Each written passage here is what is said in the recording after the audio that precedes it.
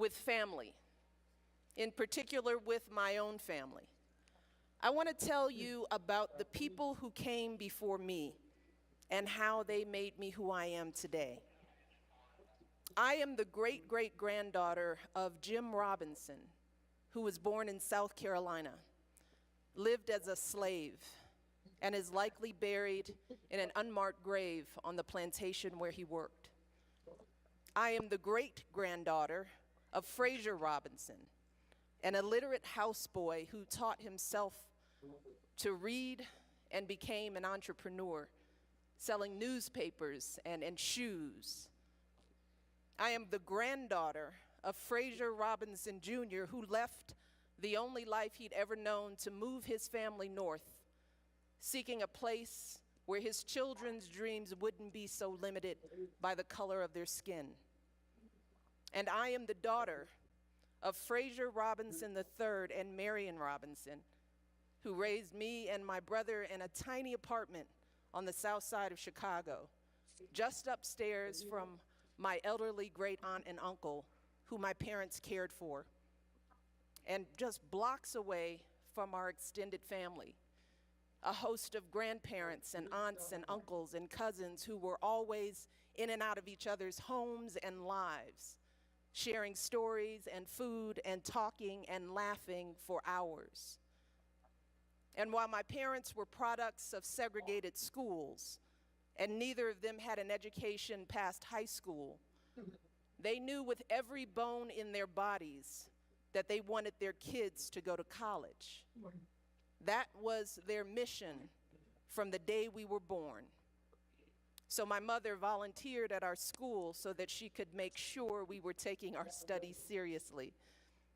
And my father worked as a pump operator at the city water plant, saving every penny for our college tuition.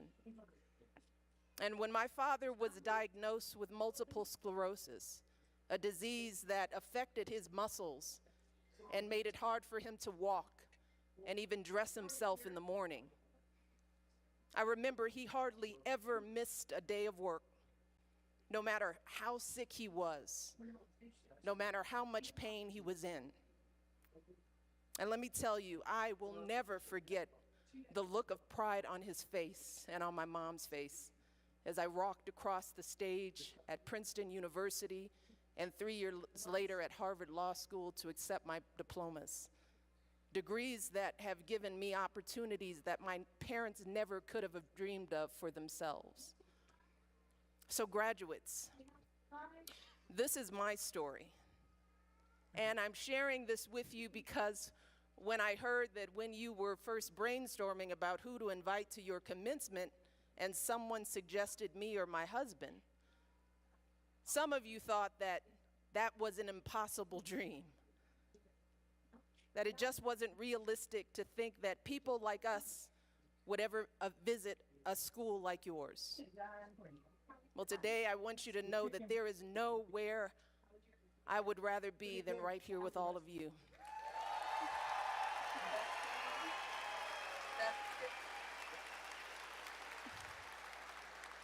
Because while I might have grown up across the country and while my journey may be a bit different than yours, when I learned about all of you, it was clear to me that our stories are connected and that your values, the values that infuse this school, are the very same values that my parents handed down to me.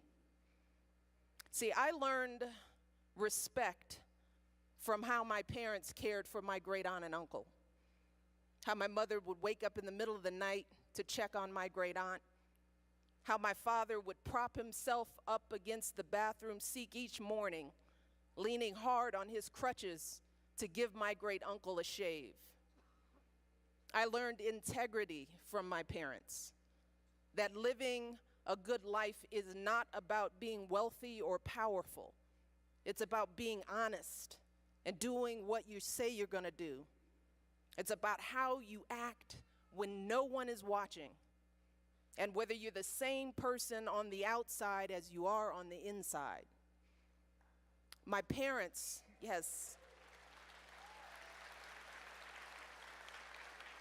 My parents also taught me about giving back, that when someone is sick, you show up, maybe with a home-cooked meal. When someone's down on their luck, you quietly slip them whatever's in your wallet, even if you're not doing so well yourself. And finally, my parents, especially my dad, taught me about perseverance. See, my dad had been an athlete his whole life, a swimmer and a boxer. But if he was frustrated or disappointed by his illness, he never let on. He just woke up extra early each day, slowly fastened each button on his uniform, and eased himself down the steps, one leg at a time, to get to his job and provide for our family. So graduates, I wanted to be here with you at your commencement because your values are my values, the values that carried me all the way from the south side of Chicago to where I am today, standing before you as the First Lady of the United States.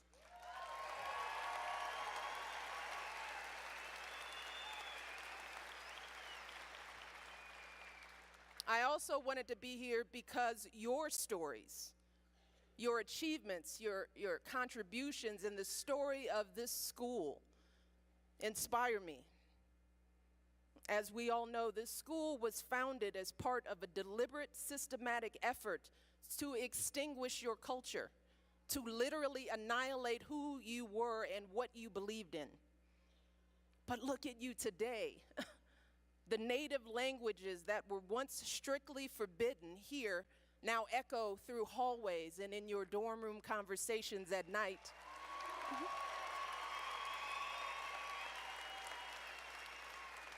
The traditions that this school was designed to destroy are now expressed in every square foot of this building, in the art on your walls, in the statue in your MSC building, in the Pope Day song and dance performances in your plaza, in the prayers and blessings that you offer in your heart room, and the endless military drills and manual labor that those early students endured have been replaced by one of the best academic curriculums in the country.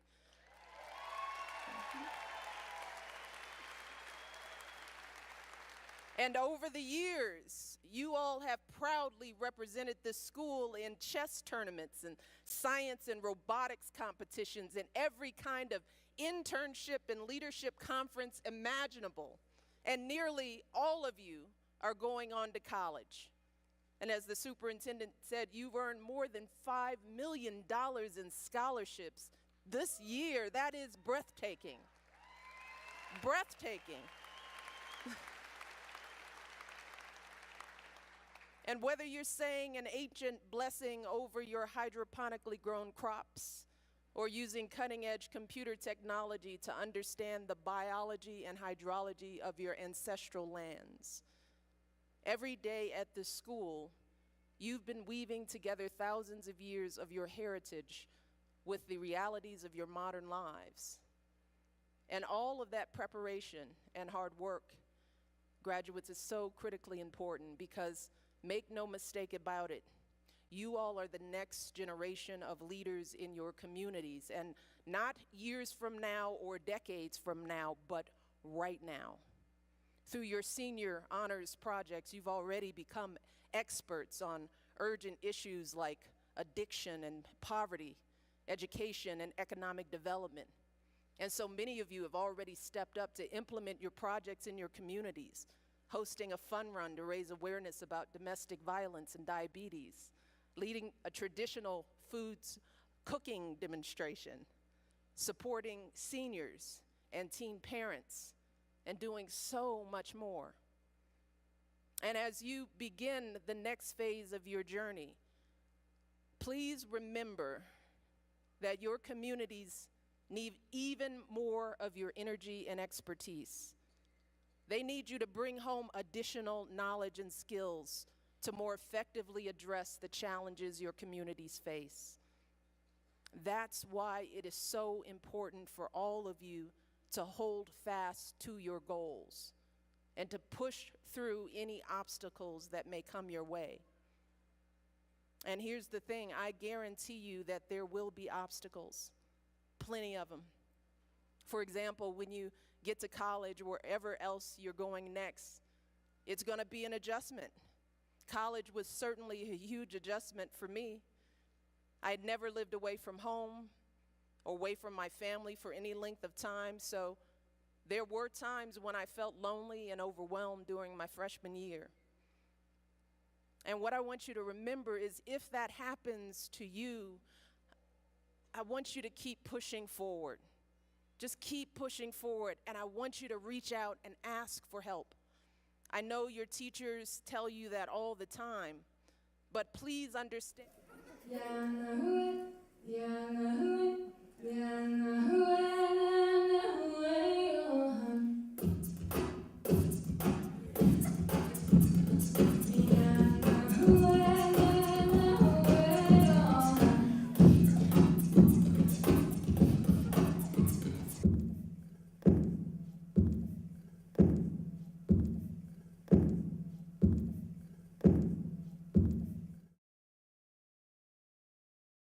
Well, good morning, everybody. It's William. It's Monday, May 1st. Kwezi hopa, kishay, segitamo, hewobo.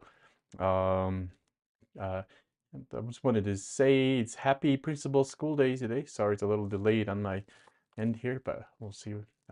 So yeah, it's a happy School Principals Day. So happy, thank you to our principals, Miss Rosetta, and here at high school, and Miss Chavez at mid school. And so I wanted to wish them a great day for that. All right, so let's see what else is going on today. So today is San Felipe Feast Day, and so they're celebrating Feast Day. I think they're not celebrating, but they're celebrating in their homes, I believe. So happy Feast Day to San Felipe. It's also Couple Appreciation Day, so being a couple, so I think it's appreciation for that. And then it's also May Day. It's an International Day of the Workers, so recognizing the important contribution that workers make. And it is also Phone in Sick Day, so I'm already here at work, so I don't know what you think call in sick, but yeah, I did last week, so unfortunately I wasn't here Monday with my allergies acting up. And it's also Global Love Day and Save the Rhino. Okay, so this week we have our Symphony Feast Day today. And we also have AP US Government and Politics Testing and in the Humanities Common Room, so I called it ComRom. And there's no bells in Humanities. Wednesday, Kiwa seniors meet with the Kiwa language program during lunch in my classroom. Lunch will be provided, so come by and get something to eat and talk to the Kiwa language program seniors. And then on Thursday, we have our 10th and 11th grade field trips to the Ice Tip Games. May the 4th be with you. Organization is a club news. So this summer, there's going to be a quantum computing, mathematics, and physics camp for both teachers and students. And so if you want to join that, looks like a pretty awesome thing.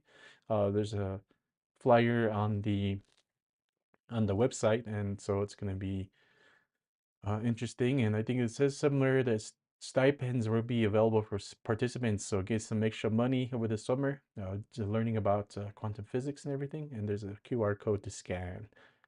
And there is another seniors, don't forget, you can purchase your senior portraits on USBs for $10 and a yearbook for $40. So it's all online, and the yearbook is also available for $40. Athletic news. Let's see. So this week we're gonna have are finishing up our regular season games with the Ladybird seasons ending from Wednesday at West Las Vegas. And then this weekend there is a track and field state meet at UNM Field. Food service news.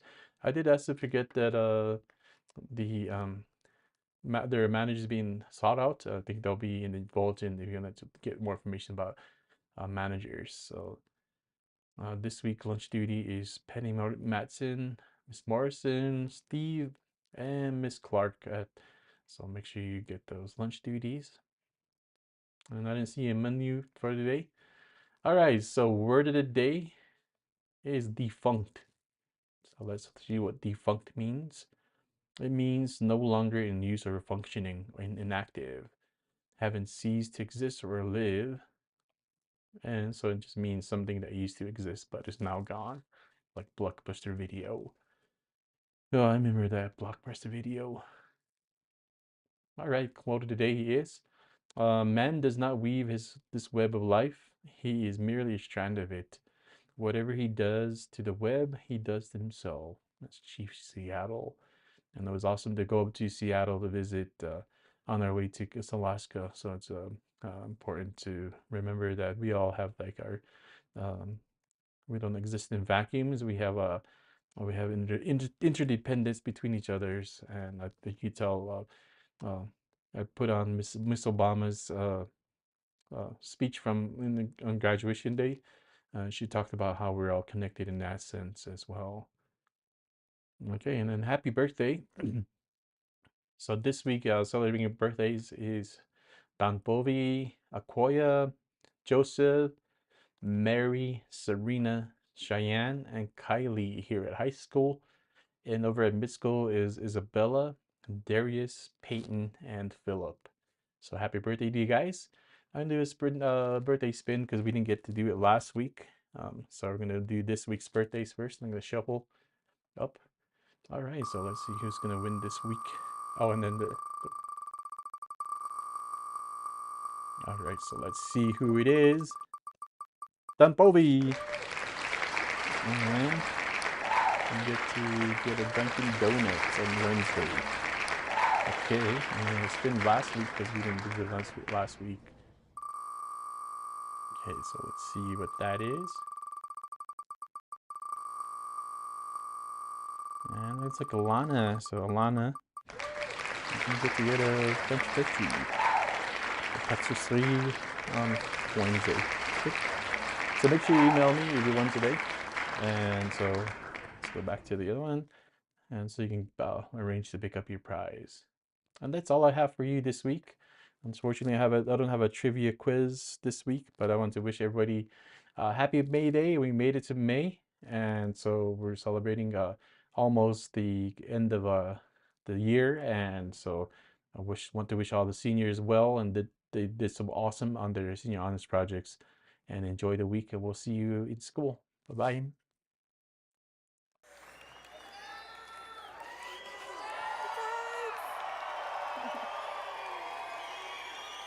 Oh, please be seated. Good afternoon, everyone. Oh, it is beyond an honor and a pleasure to be with you all today.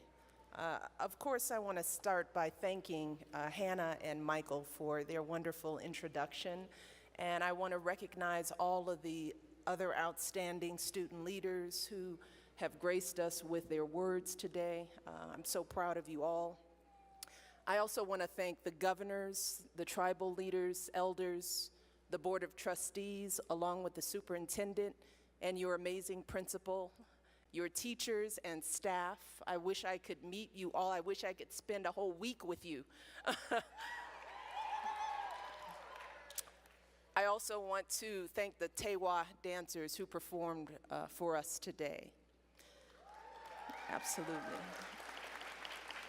And of course, last but not least, to the class of 2016, you all did it! Woo! Woo! You're here, you did it, you made it. After so many long afternoons and late nights studying for exams, writing papers, after countless hours preparing to present your senior honors projects to your communities, after all those jalapeno nachos you ate at the EAC. Yes, I heard about that. You did it. You're here. You made it. And we are all so very, very proud of you. I love you all so much. And today I want just to take a moment once again to look around this beautiful auditorium at the people who helped you on your journey. your families and friends, everyone in your school and your communities, all the people who pushed you and poured their love into you and believed in you, even when you didn't believe in yourself sometimes. Today is their day too, right? So let's, graduates, give them a big old loud shout out and love to our families. Thank you all. Yes. And that's actually where I want to start today, with family, in particular with my own family. I want to tell you